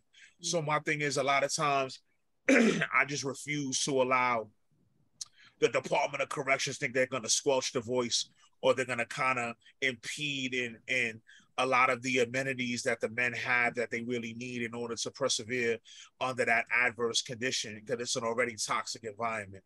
So for me, I'm more concerned with that and what's going on. You know, the other stuff can work itself out with a couple of letters or a couple of emails somewhere. They'll bring in an exterminator. They'll be able to lay something down and get rid of everything. But you know, like I said, it's just, it's a lot, and they're going through a lot right now, and it's something that we as family and people that care about them, we have to make sure to have platforms like this to be able to voice what they can't, because they need us now more than ever. Question. I wanted you to explain, because somebody I forgot what jail upstate, but they're putting their phones on their tablets. And in the beginning, when I was like, oh, that might be a good thing, but you brought it to my attention like, no, it's not, because that's mental movement, which is true, which means they're going to stay in their cells longer. They won't get, I mean, because when you got to go to the phone, you got to go outside your cell. So just imagine, they got these tablets, even though, and I was like, oh, what about Wi-Fi, and what about, he made it, it was a conscious thing that he made me think about. Pammy, they're going to stay in their cell more. Stop the movement. Why they got to move? Or they got the bathroom in the cell. They got their tablets. Now the phone is on their tablets. Where they going? That means less outside, less walking, less for them to, movement. Yeah, I'm not worried. This is what I'm gonna say. Right. When we went inside, they were talking about bringing it. There were a lot of guys that felt like, I don't have to run to the phone. I don't have to do this. I don't have to put my ID on the phone. It'd be easier for me. I can talk to my loved one whenever I want to. Don't worry about it. They're going to put money on the phone. All right, look, I want to unpack all that. I don't want to put a more emotional and financial burden on any of them. Common, if they had a phone on a tablet, the phone be from here all the way to here. Same thing with you, Pam. Yeah. My thing about it is because you want to be more connected to your loved one, and your loved one wants to be more connected to you. I'm going to put that there and let that marinate for a bit as I saute the rest. So my thing about it is the Department of Corrections does things. They don't do things for any reason. They don't give things for any reason. What they do is they do things to see how much the resistance they're going to receive from the populations. So all of a sudden now they add a tablet they add a phone to the tablet. Next thing you know, they're going to attempt to attach higher education to a tablet. So now you don't have in-person learning. Now you're able to use the phone. You know what? Let's try this. Let's do video visiting that we're going to charge your loved ones in order to pay for a half an hour visit on a tablet. Let's try and see how that works. Oh, that's my word. I could go ahead and I could shake it up. I could show I've been working out. I could take it all off. I could do whatever I want right there. So there's a lot of selfishness. Sometimes as prisoners, you have to save them from themselves. And that's why I was a voice of reason inside, because I never really agreed to what everybody subscribed to. I always went against the grain, because when you go against the grain, 9 times out of 10, it usually ends up you're on the other side and you were a little rosier than it was. So everybody looks at me and says, man, but you're talking about all these amenities and everything, and you don't have to do that. Okay. So they give you all that, and they say from now on, there's 23-hour lockdown. The only thing you're coming out for is program. We're going to feed you in your cell. We're going to put a shower. We're going to shower you in your cell. We're going to do all that. You're only going to come out for visits. You're going to come out for medical. And we're going to bring commissary to you and all that. And that's it. And you get an hour worth of rec. So now, where is the habilitation or the rehabilitation that Doc talks about that they're supposed to be working? So all of a sudden now, men come complacent. All of a sudden now, everybody's not moving around. There's more health conditions. There's more hypertension. There's more diabetes. There's a lot of more health conditions now without the packages and without fresh produce and the vegetation. So then what?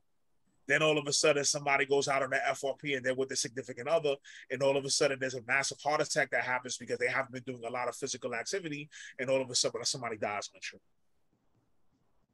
So there's a lot of things that you have to look at that a lot of times as prisoners, they try to play on what they're lacking, and then after try to incorporate it, but they want to incorporate it in the cell. And that's something that I feel that, and I will stand on this, whether I was inside or I wasn't, that I don't subscribe to them putting a phone on the tablet. Because what that does is that makes them lazy. And what that does is now they don't want for a lot. You have to have a form of uncomfortable, ladies, in order for them to come out and be positive and productive upon their release. Because it's the uncomfortable that's going to make them have the drive and the work ethic to get to you. When you don't have that drive and that work ethic, what that does is that breeds complacency, and then you never know how it's going to turn out at then. That's right. He made me realize that because when Corey had that surgery, when he had the surgery in the infirmary, and they gave that punk the phone, I mean, he was calling me. Y'all all know I go to bed at 6 o'clock when I don't have to run the 12-hour shift. He was calling at 7, 8, 9. He kept going, do you want to watch a movie? No, I want to go to sleep. I mean, oh my God, it was crazy because I am not a night person. Yeah. And he kept calling. And then the phone was like $100-something. I was like, Corey Liggins, stop calling me. Like, seriously, because he was just like, baby, guess what? They just gave me my meds. I was like, boy, go to sleep then. When I had hip replacement surgery in June, I refused pain medication after the 5th day. Okay. Because and they will offer me fentanyl, and they will offer me Oxycontin. My thing about it is the reason why I didn't want to take it because I needed that uncomfortable to make me concentrate on PT. And then after that, I'll be able to go ahead and concentrate on it, understand that uncomfortable of moving my leg around was going to make me work on making the muscles around my leg stronger. And I didn't want to develop atrophy within those stretched out muscles. Yes. So when I had that full replacement on my right side, I felt like I didn't even want Tylenol after a while, because I felt that I needed to have that gnawing little in the back that let me know that I got to get up and do my leg exercises. I got to get off this walker. I got to start working on this cane. I got to start coming up the steps one step at a time, and then able to work myself off the cane. And then tomorrow I'm going to work in person, and it'll be 60 days to my surgery tomorrow. So my thing is that I use the same skills that kept me sane and got me my degree inside and made sure that I got home on my first board. I use those same skills now. So those particular skills that I learned inside are invaluable. Those are intangibles that you could turn into redeemable skills to get ahead and persevere out here. But a lot of times I wish I had the ability to let the men know that this is what you need to do. And I do now, working for FedCap as a workshop facilitator. But my thing is sometimes they need that little push because they don't really see it. They see it as, I want to talk to Carmen every night, and I want to be able to do this, and this is the phone, and I want to be able to handle this and tell her I love her and be able to talk to her at 11 o'clock or 11:30. Man, I got to make the bills in the morning, man. I got to make the donuts. I got to go to bed. And a lot of times they don't see that because a lot of times they already left to their own devices and their own routine.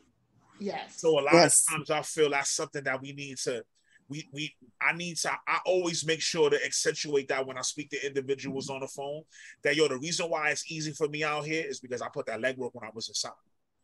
But my thing about it is that I remember coming home, my first paycheck was $258 after taxes.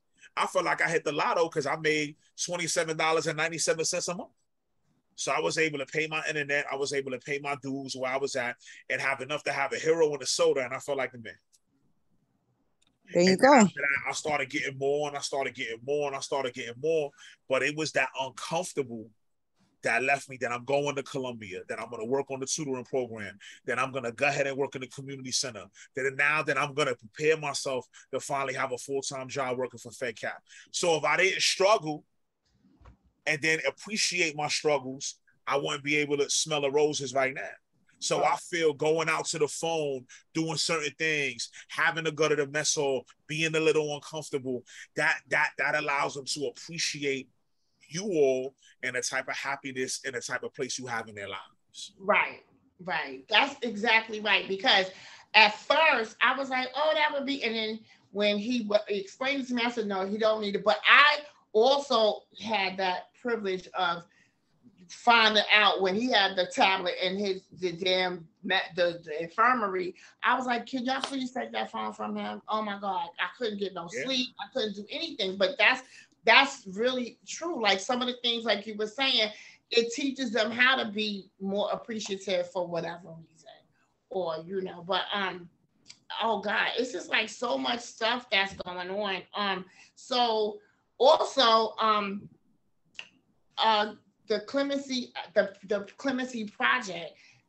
Can you explain to some of the people, because again, somebody just asked me what's the Clemency Project, and I was explaining the only reason why I found out about the Clemency Project is because I actually took the blood of one of the lawyers that's on the board with the director of the Clemency Project, and how they go about it. But you could express, somebody just asked me again on the phone, like what it is. For clemency is the ability to go ahead and apply for clemency either as a pardon or a commutation of sentence. You have to have about half your bid in. Then after that, the individual that's incarcerated can go ahead and write a letter to the Clemency Bureau to basically say they want to be considered for executive clemency, usually in the commutation of sentence. Then what happens is if they see there's some merit after they fill out the application process, they'll have an attorney contact you, or an attorney may come to see you to begin to put together a clemency package that then is submitted to the Clemency Bureau, and then the Bureau reviews it with a particular board of committee members. And then what they do is if you pass that particular stage, then they'll put it on the governor's desk. And usually around Christmas time is when he starts to review a grant clemency. It's rare. Sing Sing is rarer than everybody. Since I was at Sing Sing those 10 years, I've seen about a good 6 or 7 guys get it at the Sing Sing.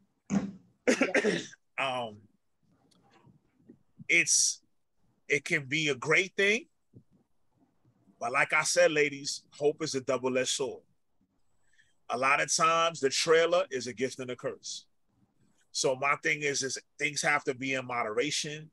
You have to be able to have conversation about it with your significant other or your family support circle, and be able to put it in context and be able to go ahead and be calm and just let it be a process.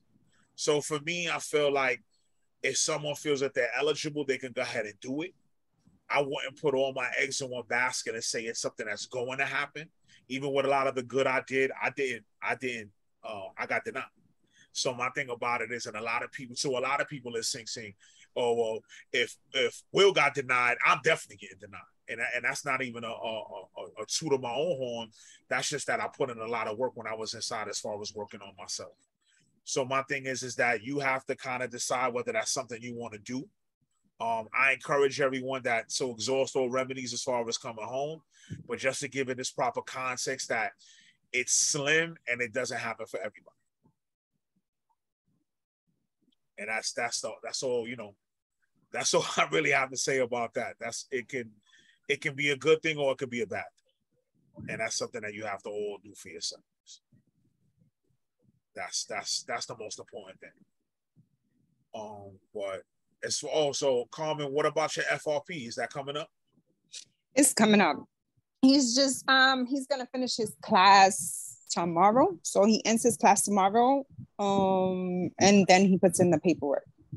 Can you explain that to Carmen? Because I don't really know. And she was asking me questions. He's the perfect person to ask the questions about. Well, everybody has their own story about it. Everybody has their own story on how it goes. Because there's people that say, oh, it takes 6 months to a year to get approved. There's some people that say, oh, no, you have to be at one facility for a whole year before they approve you. There's other people that say you got to be married 3 years before they approve you. It's like everybody has their own stories.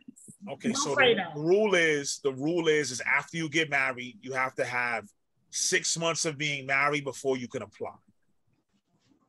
I'm past that. In order for you to apply, you have to be at your facility for a year with no tickets.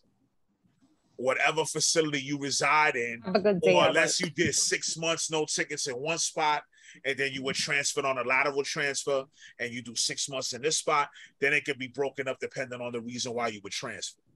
But usually what happens is the FRP program has a lot of rules, has a lot of systems of checks and balances that comes up. Some guys have to take the ASAC program. Some guys are going to have to take the ART program. Some guys may be able to take AVP instead of taking the ART. So it really depends on, like you said, on not everybody's story, but I guess everybody's, not everybody, because you didn't do anything wrong. I would say the person, your loved one, what they've done throughout the course of their bid is going to be scrutinized, and it's going to be factored into whether they're going to get the trailer. Now here goes my other question. Do they have to take the ASAP program if they never tested positive for a drug test? Because that's the other thing. Everybody says that if he had drugs on his crime, if he had drugs with his crime, or if on the pre-sentencing report when he was first locked up, if he said he used marijuana, then he would have to take the ASAP. So if he didn't, then he doesn't. What he can do is he can take AA or NA to satisfy that. What he doesn't have to take ASAP. He could just be on the waiting list in order to get the drug. Okay. See, I told you. That was the other thing. People were saying, everybody has to take ASAP. And I was like, what? No, not everybody.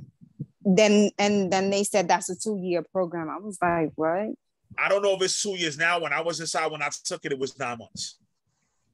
It was 9 months when I took the ASAP program. And they said they were thinking about making it to a year, so I don't know that. But I know when I got locked up, when I left in July, it was a 9-month program. Okay.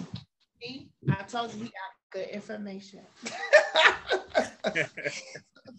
No, but I'm just saying because I really don't know. Like I just listen, and then I ask somebody who already went through the process because I don't know. So then I ask questions. But and again too, I was telling you from my experience, you really can't count us because we did everything right before the pandemic. So we got married, the pandemic happened. And that 6 months, that fool sent the paperwork and it was like, it ain't even no trailers. What are you talking about? Like there is no trailers. What are you talking about? And I was laughing. And then in October of last year, he did the whatever that class was. And then after he did that, he sent it in that November. I told you we didn't get approved until February, but that was because it was a backup of they were working from home because of the pandemic. Because he sent it out the end of October, beginning of November. We got approved in February.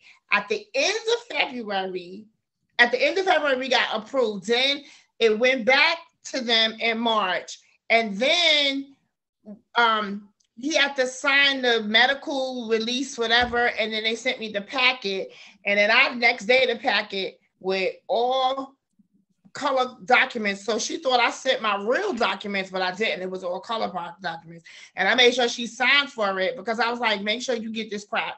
And she called me, it was like, Miss Liggins, we got it. And then they called me the week later, and then I went on my birthday. So it was because of the pandemic that it took us 3 years, like, because they kept opening and closing during the pandemic. So, and then when they said, oh, FRP is coming back before the regular visits, that's when Corey was like, oh, hell no, let me hurry up and get this for my wife. Like, I need to get on the FRP. So that's what happened. That's how that whole thing transpired. So it took us technically 3 years to get it, but it's because we were in the pandemic and the jails were shut down. So, well, for me, without the pandemic, it took me 2 years. Okay. It took me 2 years because I had got a denial based on the fact that I didn't have ASAC. So when I got the denial that I didn't have it, I think I got the dollar like November, and then I had got into the ASAC program like about a month later. And then after that, once I took the ASAC program, after I filed my appeal, they said, just complete ASAC and you can apply. Like 3 weeks later, they already had told me I was gonna get a date, and then we went down and we got a date and they took the photo. And then after that, my wife had to turn in the birth certificate and all that other stuff. And she took a photo. We got the date that day, and then we were rolling out. So, you know what I'm saying? So my thing is, after you get through that hurdle of being approved, the process starts to go downhill. Yeah, it's but like it's right now, like I can't front. I had gave up after a while. I was like, yeah, whatever. Like, I was like, that was me. That was me. That was her. Because it creates like a rift because you get your hopes up, then they got dashed down. Then the whole. So I was like, yo, you know what, man? This is whatever, man. It is what it is. So I ain't gonna hold you. That was yo, me. you know what? That was her. That was me. I got married in December, and then he was like, in January, he was like, no, I'm getting in the class. I'm every day, every month since January. I'm in the class this month. I'm in the class this month. By the time he actually got in the class, I was like, yeah, whatever. He actually was in the class, and I still didn't believe him. I really didn't. I was just like, whatever. Don't do that. I said, it's just a lot with the pandemic thing. And I felt like, oh, I ain't ever getting this done neither. And then I was like, because when he called me, he was like, baby, I got approved. I was like, you're right. You play, because he play all the time. So I was like, whatever. But then I got the packet in the mail. It was like FRP, congratulations. I was like, oh my God, we really got it. And then it was like, what else you want? Like, it was like, okay, I didn't get my. They want the documents. They want the birth certificate. They want your picture. Oh they want how much They want more? your fingernail. They want they want everything. Like, they want everything. No. But that's how I felt. But that's how I really felt. I did too. And I was like, hearing what they wanted. I was saying to myself, man. And then they only do it on a third Thursday. Then you got to take the day off from work and take the picture. Then I got to sit there in front of Miss Clark, and I wanted to wring her neck, and I had to be in a room alone with her and my wife. And I was saying to myself, like, man, this thing. And then when she was like, it was like September 9th. She was like, yo, can y'all do the 14th? And then my wife was like, oh, yeah. And then I already knew I was going in 5 days. And then I was saying to myself, yo, what we going to do? What we going to eat? How we going to do this? How we going to do that? And then you start planning the meals, then all of a sudden you waiting the day of, and then all of a sudden she's yelling at me from the FRP when they coming up the hill. And I'm like, yo, you know, and then, you know, it just, but after you got out the first one under your belt, everything was downhill after that. Yes, then it's like, okay, then you feel pro then, because like the best one I had was when I went out on Thanksgiving. Okay, that's Thursday. I went I went out that Thursday, that Friday, and I came off that Saturday. That's cool. So that was cool for me because see, Sing Sing only has 2 cycles.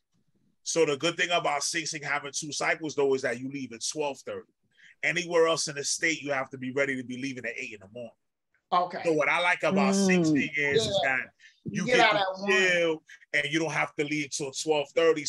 So you can still have time to relax. Whereas when I was doing it with my family and my moms and my daughter in Green Haven, at 6 in the morning when they did the count, we were out in 2 hours. I had to make sure everything was clean.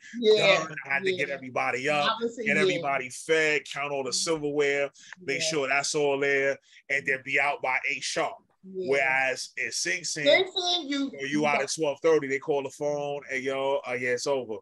Then you can go ahead and get it, and you know what I'm saying? So I like the 12:30 thing a little better. Yeah, it is cool because you still get, you get a chance to like, you can sleep in. You know what I'm saying? Like you can sleep in after the count to like almost 9. Yeah. Start getting ready around 10. And I was going where we didn't have to do the urine.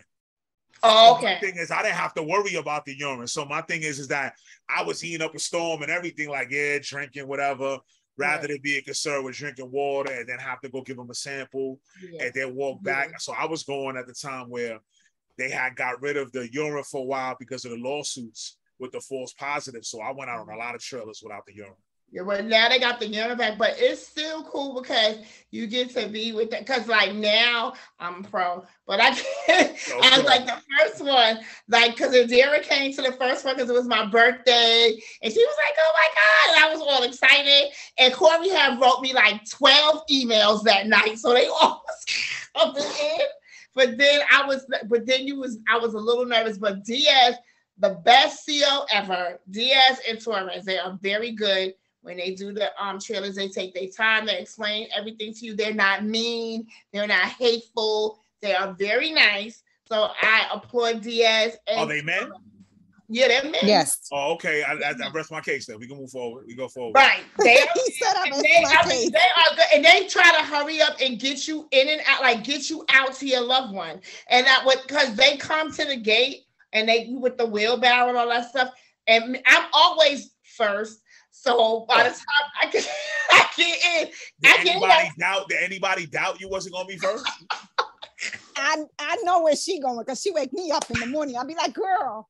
I'm like, oh my God.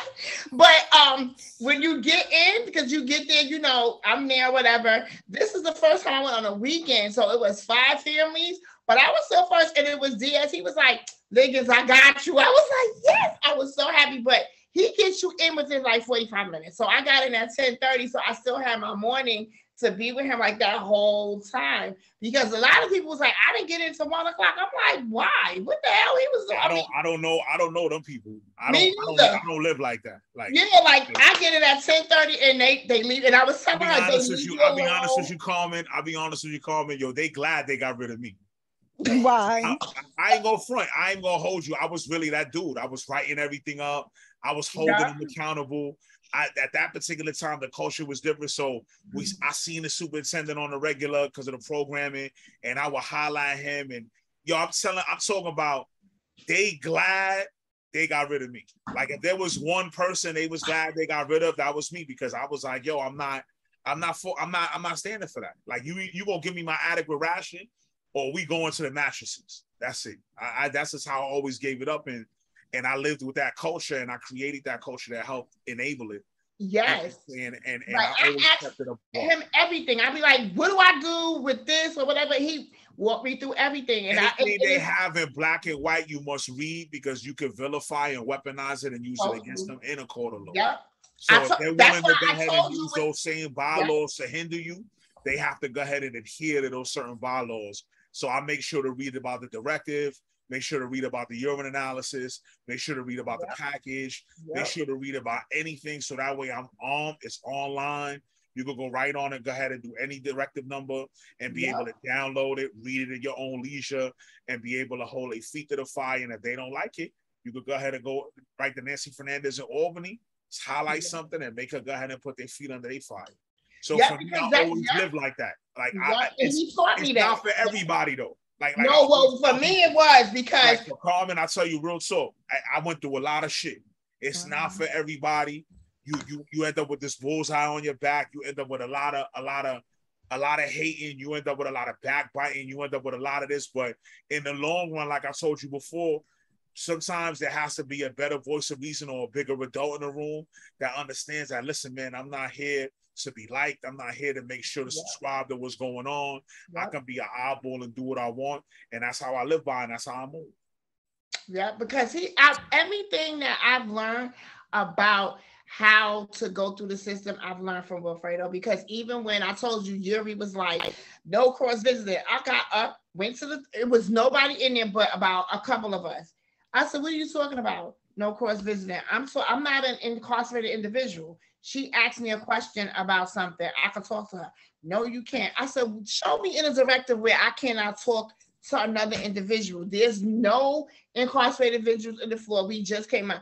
So he left out. He's like, I'm not in the mood. I said, I'm not in the mood either. I don't give you no problems, but you're not going to tell me I can't talk. That's crazy. Go look up your directive. Cross-visiting me between 2 incarcerated individuals, not me. So he left out, and then he came back. And when he came back, he apologized. He said, Ms. Wiggins, I'm sorry. You're right. You can't. I said, okay, no problem. I said, but again, She just asked me a question about raising her hand to go to the thing. And I was like, yeah, you got to raise your hand and walk along the thing. I was just telling her what to do because she asked.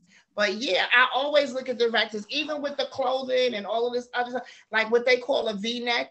They would try to say, I can't get in with this. Yes, I can. This is a scrub and it ain't showing nothing. So why can't I get in with it? Like, it's a lot of things that Wilfredo taught me about reading the directives. And a lot of the times, they really don't mess with me after that whole, you know, she got suspended thing. They really don't. But they do say little things, or Corey will say certain things too. But I just try to. I don't care. I let them talk because at the end of the day, they know that I look at people as individuals. But at the same time, when you think you know more than me, or we're going to find out somebody that's above your pay grade that knows more than both of us. And they're going to be able to go ahead and let us know what it is. Because a lot of times I do that even with parole. I'm not going to allow the parole officer to tell me anything that they think they want me to do. I will only do what I am supposed to do. You're not here to run my life. You're not here to victimize me. You're here to supervise me in the manner in which your superiors tell you to. So they told you I don't have no curfew, so I'm telling you I have no curfew. Oh, but wait a minute, it's my discretion. Nah, policies at your discretion. When we talk about directive, no, that's not your discretion. That's what you have to do, or you'll be on the bread line, and I'll make sure that happens. So my thing about it is I'm a little different when it comes to that. So my thing about it is if you hold me to a set of standards that I have to read, then after you have to be able to know that I can regurgitate those same things. And if not, we can get a supervisor or get the supervisor from Albany, and we can all sit down on a Zoom call and we can have a nice kumbaya about what you're doing. I don't know. See, this is what, see? So like real talk, Carmen, like they tried it when I came out. I've been home about 13 months. I've seen my parole officer about 4 times. Yeah. She knows now it is what it is, and I have no issue with it. And we have no issues, but I'm not going to allow you to think you're going to manhandle me in any of your way just because I'm a convicted felon. I'm not going to allow it. I'm not going to stand for it. I'm not about to have you weaponize my actions, and I'm going to go ahead and move forward accordingly because I don't need no one to police me. I know how to police myself.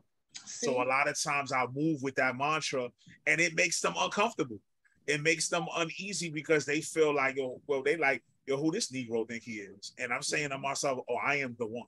In case you didn't know, I am the one. And I'm going to hold you accountable. So to me, it's like, and there are a lot like me. I don't want you to think like I'm just an outlier. There are a lot like me. But the thing is I was raised in that environment, coming from Sing Sing and being there for 10 years and being able to perfectly be okay with having a nice, tangible conversation on what should be afforded to me, what I shouldn't be doing, and what the officers also are afforded to do, and what their job description is, and they have to adhere to said job description. So for me, it's like, I still move like that even though I'm not inside, because I don't allow no one to have that type of power over me because I've been locked up, and I'm not going to move like that at all. And I try to perpetuate that culture to the other people that have been directly impacted by the criminal justice system. I appreciate that. That is like so powerful because, and I just love the fact that you bring your knowledge to the show and to other people, because they swear that everybody that comes out from behind the wall, they're not successful, or they just flipping burgers, or they go back in, and it's not true.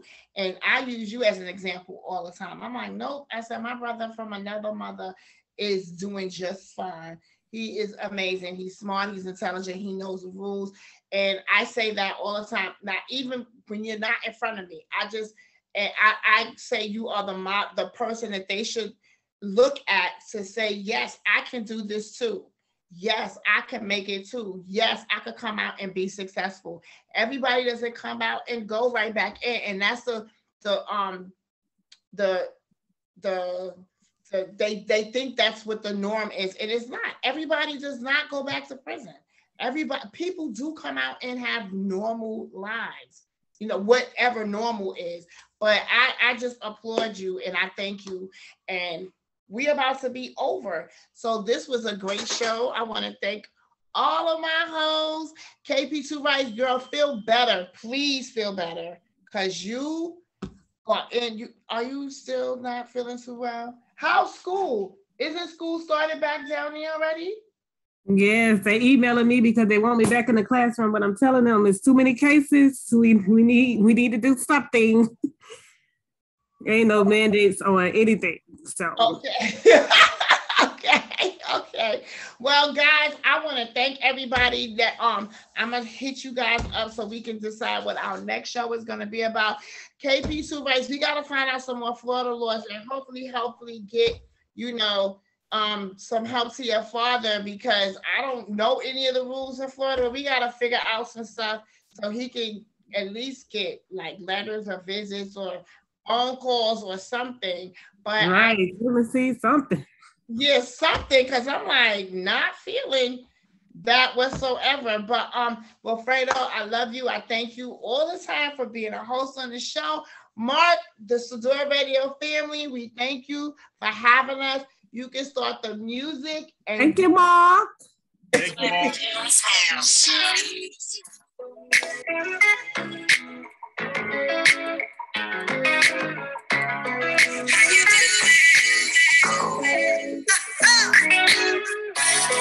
What's going on? Yeah. How you stay so strong?